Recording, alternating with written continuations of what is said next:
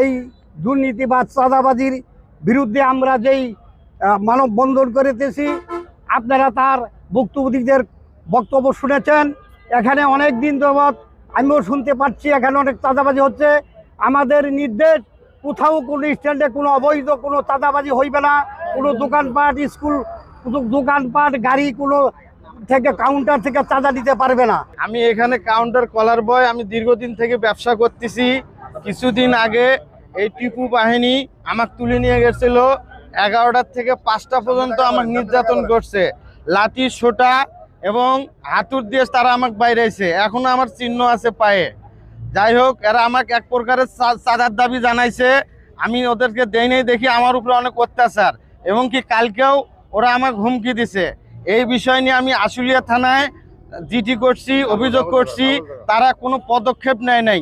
আমি আর সঠিক বিচার চাই।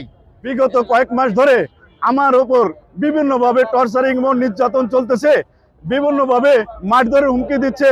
এমনকি ঈদের আগের দিনে পারভেজ সহকারে 17 জনে আমাকে অ্যাটাক করে বলছে, বড় ভাইয়ের নির্দেশ আছে আপনাকে ধরে নিয়ে যা, হাত পা হাতুড়ি দিয়ে হ্যামার দিয়ে ভাঙিয়ে দেওয়ার জন্য।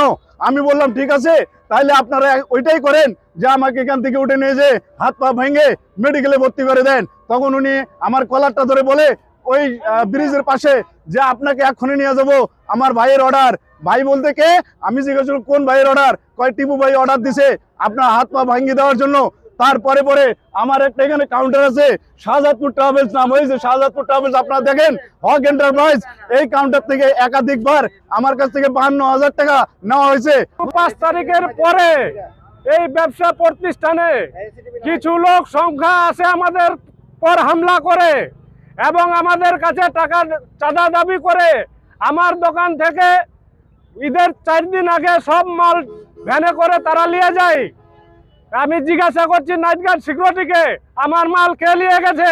উনি বলছে আপনার মাল নিয়ে গেছে পারভেজের লোকজন। সেটা হইলো, আমি বলছি পারভেজ কেনা? কয় টিপুর লোকজন।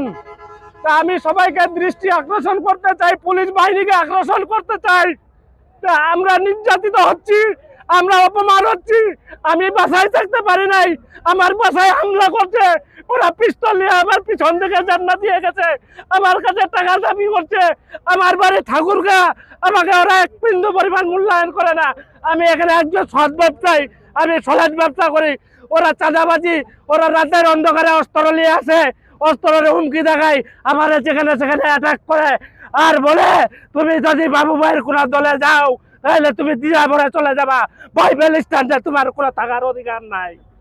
আমি পুলিশ বাহিনীদেরকে দৃষ্টি আকর্ষণ করছি, পুলিশ বাহিনীর কাছে আমি একাধিকবার গেছি, আমি ওসি কামালের কাছে একাধিকবার গেছি, আমার কোনো মামলা গ্রহণযোগ্য করে নাই।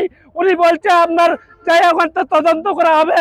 রমজানে সাইকে পাঠাইছে তদন্ত করার জন্য। আমি তখন কামালের রুমে বসা, তখন তদন্ত করে যাই বলে দারোগা সাহেব রমজানে সাই, উনি বলতেছে ঘটনা সত্য।